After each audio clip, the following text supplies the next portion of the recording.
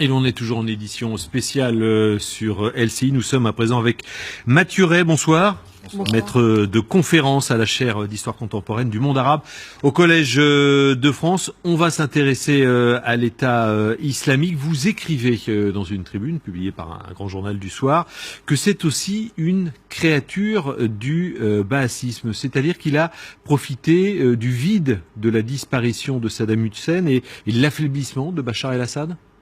Il a d'abord bénéficié, avant toute chose, de la guerre civile qui suit la chute de Saddam Hussein. C'est-à-dire que c'est un des groupes qui se constitue au moment où les Américains interviennent en Irak.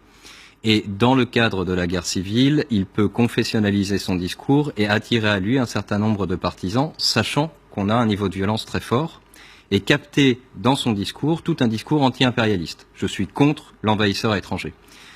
Ce dont il bénéficie en Syrie, c'est le retrait des troupes et des forces de Bachar el-Assad à l'été 2012 de tout l'Est syrien. De ce fait, il va progressivement occuper un territoire qui a été libéré d'abord par les forces de l'opposition, mais qui ne dispose pas ni du matériel militaire, ni des finances pour entretenir au quotidien une présence efficace sur le territoire. Et de ce fait, à partir de la fin 2013, début 2014, il les chasse parce qu'il dispose par ses bases arrières d'Irak, d'une solide puissance financière et militaire qui ont toujours été refusées à l'opposition à Bachar el-Assad.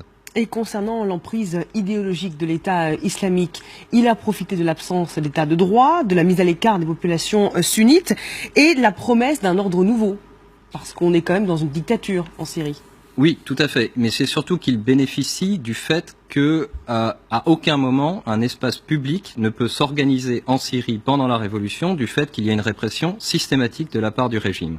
Les bombardements en baril, par exemple, empêchent aux populations de s'organiser ou de structurer à un moment donné une vie ordinaire et politique telle qu'on l'entendrait, c'est-à-dire des institutions, un gouvernement, etc., dans la mesure où il n'y a aucun répit qui lui est accordé. Au contraire de l'État islamique qui, semble-t-il, se voit accorder un certain rapport pacifié avec le régime, dans la mesure où ce dernier ne se signale pas par des violences à son égard, au moins jusqu'en 2015. Il y a un revirement, tout le monde le souligne, de la politique française vis-à-vis de la Syrie. Notre ennemi, c'est Daesh, c'est ce qu'a dit François Hollande devant le Congrès à Versailles. Est-ce que pour vous, cette phrase, c'est synonyme, c'est égal, du coup, on supporte indirectement Bachar el-Assad? Non, pour l'instant, nous n'avons pas eu de déclaration dans ce sens de la part du président Hollande. Il a simplement... Non, mais sans déclaration, le fait de bombarder Daesh, parce qu'on se souvient de ce qu'il a dit à l'ONU, on se souvient de sa position d'il y a un peu plus d'un an à l'ONU, il renvoyait dos à dos Daesh et Bachar el-Assad. Là, il dit clairement, notre ennemi, c'est Daesh. On le bombarde. Est-ce que, pour vous, c'est un soutien indirect, évidemment, au régime en place? Ce discours a d'abord été adopté par le ministre de la Défense il y a quelques mois qui avait signifié « Daesh c'est notre ennemi, Bachar el-Assad c'est l'ennemi des Syriens ». Contrairement à Fabius. C'est un prolongement de cette tendance-là sous une certaine forme. Il va y avoir effectivement un appel émotionnel très fort pour trouver l'ennemi de celui qui a fait les attentats, dans lequel on voit effectivement l'État islamique apparaître. Mais est-ce que le président de la République va basculer exclusivement devant cet appel émotionnel? Ceci, seul l'avenir pourra nous le dire. Ce que l'on remarque sur le terrain, c'est qu'un des facteurs de radicalisation aujourd'hui, c'est l'ensemble des images que l'on voit apparaître quotidiennement sur les différents médias sociaux, sur les différents supports par Internet, Twitter et autres, de populations massacrées, torturées de façon systématique depuis 4 ans. Et si un jour nous voulons corriger, non pas forcément sur place le problème, mais bien auprès de nos populations, pour ne pas attirer vers une hyperviolence, il faudra peut-être empêcher à l'acteur le plus violent du terrain, à savoir Bachar el-Assad, de poursuivre son entreprise. Si l'on vous comprend bien, vous défendez cette troisième voie qui est défendue uniquement par la France, c'est-à-dire on combat l'État islamique, mais il n'est pas question de donner un blanc-seing, entre guillemets, à Bachar el-Assad qui massacre son peuple. Tout dépend si l'on souhaite réorganiser un autre attentat dans 6 mois, dans la mesure où, effectivement, on cautionnera sous une forme le discours de l'État islamique. Oui, nous sommes désignés par l'Occident comme le seul ennemi, alors même que ceux qui massacrent de masse, eux, reçoivent une sorte de blanc-seing parce que ils semblent ne pas intégrer l'agenda occidental. Si nous rentrions dans cette logique-là, effectivement, ce serait une catastrophe à terme, court terme ou moyen terme. Mais jusqu'ici, parce que on dit François Hollande est isolé avec cette position, pas question évidemment de soutenir Bachar al-Assad et pas question évidemment de laisser prospérer l'État islamique, contrairement aux États-Unis et à la Russie, et la France n'a pas été plus épargnée. Oui, alors il faut distinguer les niveaux d'engagement. Tout d'abord, les États-Unis ne se sont jamais signifiés par un niveau d'engagement significatif en Syrie. On a bien plus à faire ce que j'avais qualifié il y a quelque temps d'une diplomatie de l'incompréhension, c'est-à-dire la volonté de Barack Obama de se retirer de cette région, de ne pas s'intéresser à la Syrie. Il l'avait comparé en 2012 ou 2013 au Kivu, cette zone d'Afrique centrale qui est sortie totalement de l'agenda occidental pour différentes raisons. Au contraire, les Russes sur le terrain sont intervenus. Au bout de quelque temps, qu'est-ce qu'ils réalisent actuellement? En dépit d'une intervention forte et massive, ils piétinent dans un certain nombre de coins, tout simplement parce que les forces en face d'elles, qui sont principalement des forces révolutionnaires, c'est-à-dire qui placent l'objectif de la chute de Bachar en premier lieu, elles résistent tout simplement parce qu'elles ont les populations derrière elles. Elles sont bunkerisées dans des villages et dans des quartiers, parce qu'elles sont les seules à même de proposer un avenir aux populations.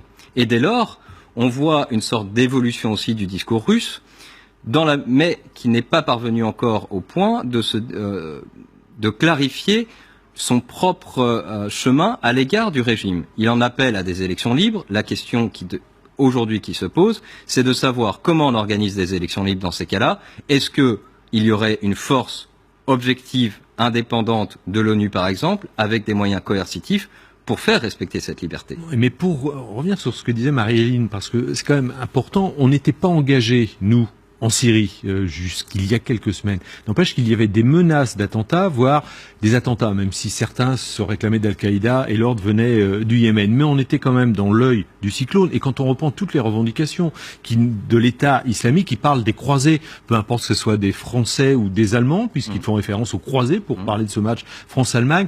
Donc, quelle est la différence en fait entre frapper Daesh, pas frapper Daesh, se mettre du côté de Bachar el-Assad ou pas du côté de Bachar el-Assad? En fait, on se rend compte qu'on est leur ennemi.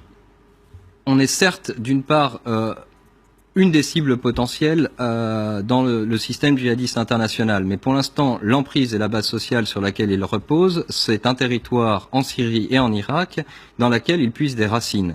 Et si nous voulons corriger à terme, il faudra bien à un moment donné trouver une solution pour résorber ce territoire syro-irakien dominé par cet État.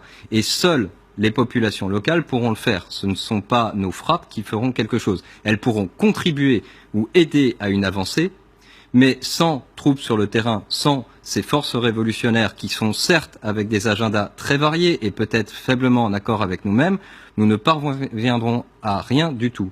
Le seul exemple historique qui me revient en tête en permanence, c'est exactement si on demandait à la résistance française de décider de la Constitution en 1944, nous aurions absolument pas pu obtenir un consensus des forces qui allait de l'extrême droite française aux communistes. Pour vous, c'est inutile d'imaginer une grande coalition avec des alliés peu fiables, ou en tout cas qui jouent double jeu, comme la Turquie, l'Arabie Saoudite, pour lutter contre l'État islamique? Alors, il faut distinguer entre l'Arabie Saoudite et la Turquie. La Turquie défend avant tout des intérêts nationaux, c'est-à-dire qu'elle ne souhaite pas être la cible. On peut la comprendre. Elle a quand même une très grande frontière à contrôler, et ce qu'elle adresse depuis la bataille de Kobané dans le discours d'Erdogan, c'est juste de dire « donnez-moi les moyens de protéger ma frontière, et auquel cas je pourrai intervenir ». Mais si vous me dites protéger ce point de la frontière parce qu'il est en ce moment dans l'agenda occidental, là, je refuserai. Il demande aussi de mettre une petite claque aux Kurdes en passant quand même. Depuis, on a eu un agenda kurde qui s'est imposé là-dessus. Mais ce qu'il demandait au préalable, c'est une zone de protection aérienne, c'est-à-dire ne pas recevoir des barils de Bachar el-Assad si par hasard il y aurait une violation, dans la mesure où le régime avait déclaré que ça serait une violation de la souveraineté syrienne. Que d'autre part, les combats ne se situent pas en Turquie, mais en Syrie, donc on assure une bande de territoire sur laquelle ils puissent réellement intervenir, et par là même stabiliser un certain nombre de réfugiés syriens, c'est-à-dire à s'engager à moyen terme sur le sort du régime. C'était les trois conditions que posaient les Turcs. Comme on n'a jamais répondu clairement et fermement sur ces points-là, aujourd'hui, on doit faire face à nos propres contradictions à l'égard de la Turquie. Qui joue un double jeu, enfin tout le monde le dit, il laisse passer des camions-citernes remplis de pétrole, il y a un tas de djihadistes qui stationnent à la frontière en Turquie, voilà, Il laisse passer en Syrie de telle manière, les munitions, les armes, etc., etc. Il ne pose pas de problème en Turquie. D'accord, enfin c'est un double jeu. C'est un pays membre de l'OTAN quand même, la Turquie. C'est un pays qui se protège avant tout lui-même. D'accord, donc... Avec un égoïsme notoire, nous sommes d'accord, mais il se pose là-dedans. L'Arabie Saoudite a un rôle beaucoup plus complexe. On a l'État saoudien d'une part, et d'autre part des grandes familles saoudiennes. L'État saoudien se signale plutôt avec une coopération avec les États-Unis, par exemple pour organiser le Front Sud, qui se caractérise par une dominance de forces qui ne sont pas proches de l'islam politique. Au contraire de grandes familles saoudiennes qui semblent avoir des jeux plus troubles. C'est le moins qu'on puisse dire. Merci Mathieu Ray, en tout cas, pour toutes ces explications, maître de conférence à la chaire d'histoire contemporaine du monde arabe au Collège de France. À suivre eh bien la suite de cette édition spéciale. On reviendra notamment sur cette opération de police à Saint-Denis et puis les précisions apportées par le procureur de la République dans son point de presse. À tout de suite.